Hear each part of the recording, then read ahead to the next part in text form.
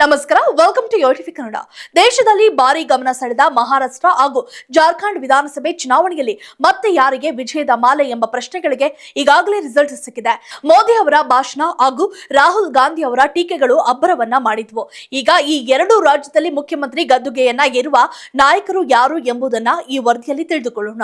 ಹೌದು, ಈಗಾಗಲೇ ಜಾರ್ಖಂಡ್ನ 14ನೇ ಮುಖ್ಯಮಂತ್ರಿಯಾಗಿ ಹೇಮಂತ್ ಸೋರೆನ್ ಪ್ರಮಾಣ ವಚನವನ್ನ ಸ್ವೀಕರಿಸಿದ್ದಾರೆ. ಈ ವೇಳೆ ಎಐಸಿಸಿ ಅಧ್ಯಕ್ಷ ಮಲ್ಲಿಕಾರ್ಜುನ ಖರ್ಗೆ, ವಿರೋಧ ಪಕ್ಷದ ನಾಯಕ ರಾಹುಲ್ ಗಾಂಧಿ ಮತ್ತು ಪಶ್ಚಿಮ ಬಂಗಾಳದ ಮುಖ್ಯಮಂತ್ರಿ ಮಮತಾ ಬ್ಯಾನರ್ಜಿ ಸೇರಿದಂತೆ ಹಲವು ಪ್ರಮುಖ ರಾಜಕೀಯ ನಾಯಕರು ಕಾರ್ಯಕ್ರಮದಲ್ಲಿ ಪಾಲ್ಗೊಂಡಿದ್ರು. ಆದ್ರೆ ಇಲ್ಲಿ ಮೋದಿ ಅವರ ಮಾಯ ಮಾತ್ರ ವರ್ಕೌಟ್ ಆಗಿಲ್ಲ.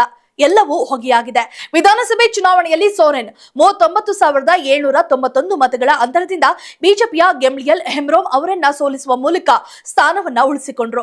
81 ಸದಸ್ಯರ ಜಾರ್ಖಂಡ್ ವಿಧಾನಸಭೆಯಲ್ಲಿ ಜೆಎಂಎಂ ನೇತೃತ್ವದ ಮೈತ್ರಿಕೂಟ 56 ಸ್ಥಾನವನ್ನ ಗಳಿಸಿದ್ರೆ ಬಿಜೆಪಿ ನೇತೃತ್ವದ ಎನ್ಡಿಎ 24 ಸ್ಥಾನಗಳನ್ನ ಗಳಿಸಿತು. ಈ ಮೂಲಕ ಮೋದಿ ಮಾಡಿದ ಕಸರತ್ತು ನೀರಿನಲ್ಲಿ ಹೋಮ ಮಾಡಿದಂತೆ ಆಗಿದೆ ಎನ್ನಬಹುದು. ಅದರಂತೆ ಮಹಾಯುತಿ ಮೈತ್ರಿಕೂಟದ ಸರ್ಕಾರ ಇಂದು ಮಹಾರಾಷ್ಟ್ರದಲ್ಲಿ ರಚನೆಯಾಗಲಿದೆ. ಇಂದು ಮಹಾರಾಷ್ಟ್ರದ ಸಿಎಂ ಆಗಿ ದೇವೇಂದ್ರ ಫಡ್ನವೀಸ್ ಪ್ರಮಾಣ ವಚನವನ್ನ ಸ್ವೀಕರಿಸಲಿದ್ದಾರೆ.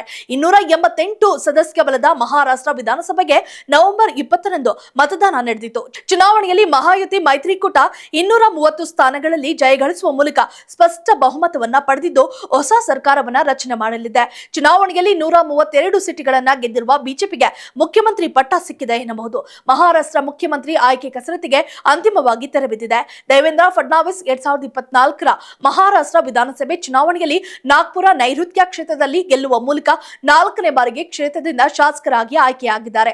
ಫಡ್ನವೀಸ್ ಕ್ಷೇತ್ರದಲ್ಲಿ 1,29,401 ಮತಗಳನ್ನು ಪಡೆದು 39,710 ಮತಗಳ ಅಂತರದಿಂದ ಗೆಲುವನ್ನ ಸಾಧಿಸಿದ್ದಾರೆ. ಇನ್ನು ಎದುರಾಳಿ ಕಾಂಗ್ರೆಸ್ ಅಭ್ಯರ್ಥಿ ಪ್ರಫುಲ್ಲ ಗುಡದೆ 89,691 ಮತಗಳನ್ನು ಪಡೆದು ಸೋಲನ್ನ ಕಂಡಿದ್ದಾರೆ.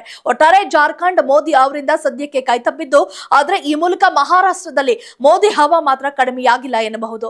If you like this video, ಬೇಗ ಲೈಕ್ ಮಾಡಿ, ಕಾಮೆಂಟ್ ಮಾಡಿ, ಶೇರ್ ಮಾಡಿ ಹಾಗೂ ಯೋಯೋ ಟಿವಿ ಕನ್ನಡವನ್ನು ಸಬ್ಸ್ಕ್ರೈಬ್ ಮಾಡಿ.